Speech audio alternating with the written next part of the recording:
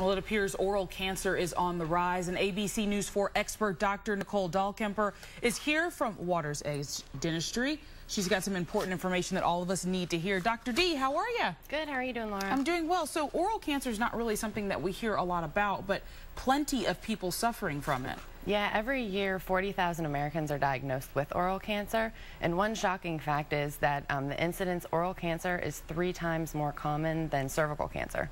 My goodness. Well, let's just say here locally, how is South Carolina, the low country, doing? Well, South Carolina actually is the second highest in the entire nation for deaths. And also, let me think, Charleston, Georgetown, and Richland have like the highest, let me think, higher than the state average in oral cancer, which it hits close to home. So right here in the low country. Okay, so what are maybe some causes of oral cancer? And a lot of us, when you use dip, those tobaccos, things like that, guys or women who do, we've heard that those might be causes, but is that the only cause, or? Well, you're at a higher risk if, you use tobacco, drink alcohol, and in the past people thought it was, just patients in 40 years old or higher, but actually 25% of all patients diagnosed have no risk factors.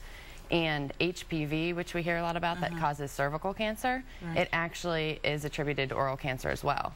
So there's a higher incidence now of younger people getting it. So as a dentist, how would you diagnose someone that might have oral cancer? Or I guess what is the screening process? Well, every time a patient comes in for a cleaning, we always do a visual oral cancer screen.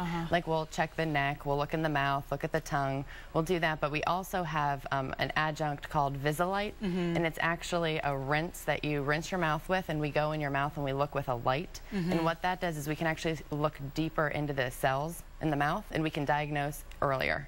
And that's the biggest problem. A lot of people are dying from oral cancer because it's diagnosed too late. Right, and that's with a lot of cancers. People say the earlier you catch it, the better off you are. Yeah, early detection is key. And I mean, even though we do the oral cancer screen all the time, this extra screen that we do with light, I mean, we can just diagnose it a lot earlier. Dr. Dahlkemper, I think that we've got some pictures here, some before and after pictures that we kind of want to show people. This is a before picture of Roger Ebert before. And then here's the after. And he was diagnosed with oral cancer very, very late. He had to have like a jaw resection, and I mean, it was very extensive. Some of his tongue removed, and he's like a perfect example. Before and after is just drastic. Yeah, that's for sure. So when you go in and you find out, I mean, God forbid, you do have oral cancer, then what happens after that? Are you able to treat that, or do we then have to go to an oncologist, or what's the next step? If sometimes if something looks suspicious and it looks precancerous, sometimes I'll stain it and take a picture, and then I'll contact an oral surgeon and they'll do a biopsy. Okay. And then at that point we can tell if it's precancerous, cancerous, and know what the next treatment is. Okay, I got it. So we can get all of this done though over in your office, at least the first screenings, and it's important to go to your dentist, what would you say, every 6 months? It's important to go every 6 months for your cleanings, but I mean, it's very important to get an oral cancer screening at least once a year, and I recommend with the Visalite once a year as well. Right. And then at least this month we're doing half off. Like 50% off oral cancer screens. We usually do it in April and then June, just to get a higher, higher patient. Yeah, well, fantastic. Well, where are you located, Dr. D, so that we can find you?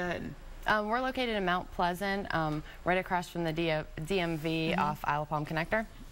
All right, so you need to make sure that you go see Dr. D. Anybody in your family, because like you said, age is really not.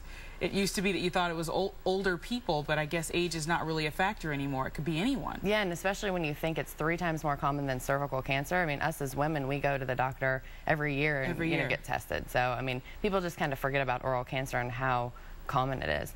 All right. Well, thank you so very much for being with us. She's Dr. Dahlkemper, and she's actually one of our ABC News 4 experts. You can get all the information about her at abcnews4.com. Thank you so much for being here. Thanks, Laura.